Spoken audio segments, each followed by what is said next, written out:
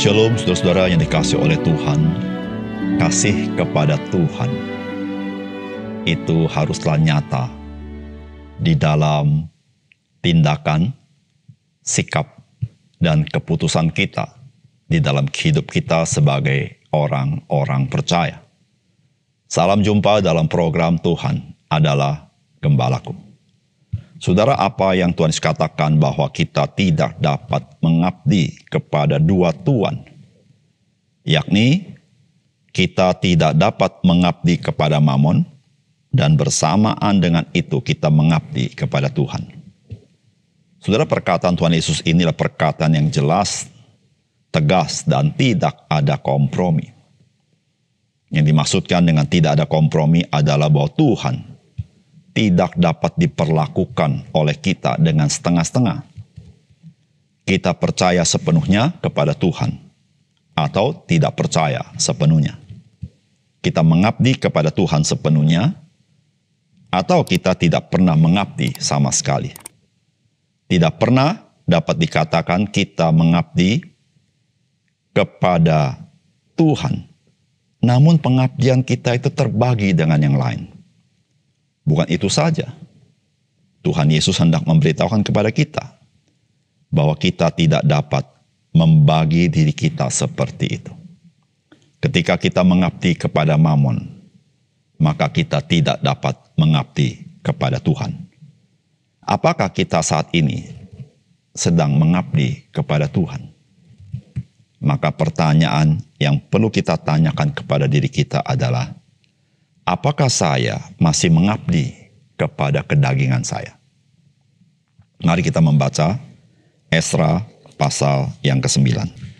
Sesudah semuanya itu terlaksana, datanglah para pemuka mendekati aku dan berkata, orang-orang Israel awam, para imam dan orang-orang Lewi tidak memisahkan diri dari penduduk negeri dengan segala kekejiannya, yakni dari orang Kanan, orang Het, orang Feris, orang Yebus, orang Amon, orang Moab, orang Mesir, dan orang Amori. Karena mereka telah mengambil istri dari antara anak perempuan orang-orang itu untuk diri sendiri dan untuk anak-anak mereka, sehingga bercampurlah benih yang kudus dengan penduduk negeri, bahkan para pemuka dan penguasalah yang lebih dahulu melakukan perbuatan tidak setia itu. Ketika aku mendengar perkataan itu, maka aku mengoyakkan pakaianku dan jubahku, dan aku mencabut rambut kepalaku dan janggutku, dan duduklah aku tertegun. Lalu berkumpullah kepadaku semua orang yang gemetar karena firman Allah Israel oleh sebab perbuatan tidak setia orang-orang buangan itu. Tetapi aku tetap duduk tertegun sampai korban petang. Pada waktu korban petang bangkitlah aku dan berhenti menyiksa diriku, lalu aku berlutut dengan pakaianku dan jubahku yang koyak-koyak sambil menadahkan tanganku kepada Tuhan Allahku. Dan kataku, ya Allahku, aku malu dan mendapat celah, sehingga tidak berani menengadahkan mukaku kepadamu, ya Allahku. Karena dosa kami telah menumpuk mengatasi kepala kami, dan kesalahan kami telah membumbung ke langit. Dari zaman nenek moyang kami sampai hari ini kesalahan kami besar, dan oleh karena dosa kami, maka kami sekalian dengan raja-raja dan imam-imam kami diserahkan ke dalam tangan raja-raja negeri, ke dalam kuasa pedang, ke dalam penawanan dan penjarahan dan penghinaan di depan umum, seperti yang terjadi sekarang ini. Dan sekarang baru saja kami mengalami kasih karunia daripada Tuhan Allah kami yang meninggalkan pada kami orang-orang yang terluput dan memberi kami tempat menetap di tempat yang kudus, sehingga Allah kami membuat mata kami bercahaya dan memberi kami sedikit kelegaan di dalam perbudakan kami. Karena sungguh pun kami menjadi budak, tetapi di dalam perbudakan itu kami tidak ditinggalkan Allah kami. Ia membuat kami disayangi oleh raja-raja negeri Persia, sehingga kami mendapat kelegaan untuk membangun rumah Allah dan menegakkan kembali reruntuhannya, dan diberi tembok pelindung di Yehuda dan di Yerusalem. Tetapi sekarang ya Allah kami, apa yang akan kami katakan sesudah semuanya itu? Karena kami telah meninggalkan perintah-Mu, yang Kau perintahkan dengan perantaran hamba-hamba-Mu, para nabi itu, dengan berfirman, negeri yang Kau masuki untuk diduduki adalah negeri yang cemar. Oleh karena kecemaran penduduk negeri, yakni oleh karena kekejian yang mereka lakukan dengan segala kenajisan mereka di segenap negeri itu dari ujung ke ujung. Jadi sekarang janganlah kamu memberikan anak-anak perempuanmu kepada anak lelaki mereka, ataupun mengambil anak-anak perempuan mereka untuk anak-anak lelakimu. Janganlah kamu mengikhtiarkan kesejahteraan kebahagiaan mereka untuk selama-lamanya, supaya kamu menjadi kuat, mengecap hasil tanah yang baik, dan mewariskan tanah itu kepada anak-anakmu untuk selama-lamanya. Sesudah semua yang kami alami, oleh sebab perbuatan kami yang jahat, dan oleh sebab kesalahan kami besar, sedangkan Engkau ya Allah kami tidak menghukum setimpal dengan dosa kami, dan masih mengadu kepada kami orang-orang terluput sebanyak ini. Masakan kami kembali melanggar perintah-Mu dan kawin-mengawin dengan bangsa-bangsa yang keji ini? Tidakkah Engkau akan murka kepada kami sampai kami habis binasa, sehingga tidak ada yang tinggal hidup atau terluput? Ya Tuhan Allah Israel, Engkau maha benar, sebab kami masih dibiarkan tinggal sebagai orang-orang yang terluput, seperti yang terjadi sekarang ini. Lihatlah, kami menghadap hadirat-Mu dengan kesalahan kami, bahwasanya dalam keadaan demikian tidak mungkin orang tahan berdiri di hadapan-Mu. Saudara yang dikasihi oleh Tuhan, apa yang dikabarkan kepada Ezra merupakan hal yang sangat mengagetkan dan mendukakan hati Ezra. Sebab ternyata umat Tuhan yang kembali ke tanah perjanjian tidak siap untuk melayani Tuhan dengan hidup mereka, karena mereka tidak hidup berpadanan dengan kekudusan Tuhan. Saudara, apakah pesan firman Tuhan bagi kita? Yang pertama, kesungguhan hati mengikut Tuhan akan nyata di dalam kepekaan akan dosa dan pelanggaran.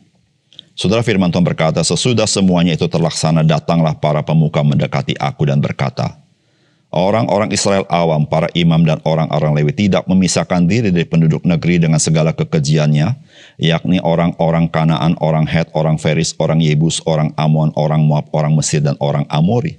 Karena mereka telah mengambil istri dari antara anak perempuan orang-orang itu untuk diri sendiri dan untuk anak-anak mereka, sehingga bercampurlah benih yang kudus dengan penduduk negeri.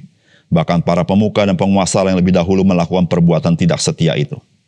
Ketika aku mendengar perkataan itu, maka aku mengoyakkan pakaianku dan jubahku, dan aku mencabut rambut kepalaku dan janggutku, dan duduklah aku tertegun. Saudara yang kasih dalam Tuhan, berita yang sangat mengejutkan kepada Ezra adalah bahwa orang-orang Israel ini, mereka telah mengambil anak-anak perempuan daripada orang-orang setempat, yaitu orang-orang Kanaan, orang Het, orang Feris, orang Yebus, orang Amon, orang Moab, orang Mesir, dan orang Amori, menjadi mantu-mantu mereka. Dan ada di antara mereka sudah mendapatkan anak-anak atau cucu-cucu. Saudara, padahal Tuhan sangat melarang umat Tuhan untuk kawin-mengawin dengan orang-orang ini. Mengapa demikian? Karena orang-orang ini menjadi kekejian di hadapan Tuhan. Orang-orang ini adalah penyembah-penyembah berhala. Dan saudara, kita harus tahu bagaimana kepercayaan orang itu, begitulah kehidupan mereka. Bagaimana mereka menyembah berhala, begitulah kehidupan mereka yang keji, yang tidak memiliki moral yang baik. Sehingga mereka menjadi kekejian di hadapan Tuhan. Dan Tuhan tidak mau umat Tuhan berkawin campur dengan mereka. Sehingga mereka, umat Tuhan, hidup sebagaimana kehidupan orang-orang yang keji di mata Tuhan. Saudara, disitulah saudara-saudara, orang-orang Israel ini dicatat di Alkitab sebagai orang-orang yang tidak setia.